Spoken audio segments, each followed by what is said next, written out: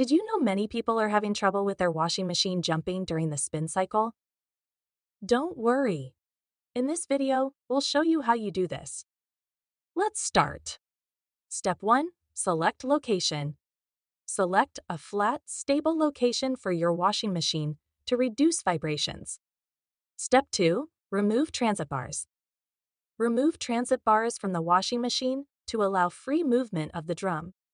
Step 3. Level machine.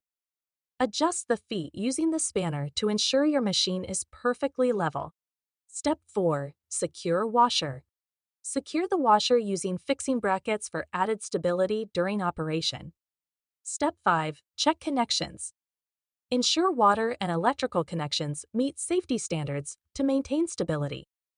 By following these steps, your Miele washer should stay stable and quiet during spins. Still need help? Visit our website for the complete manual. There you will also find questions and answers from other Miele users. Did you find this video helpful?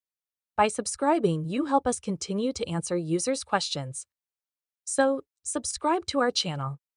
Thanks for watching, and see you in the next video.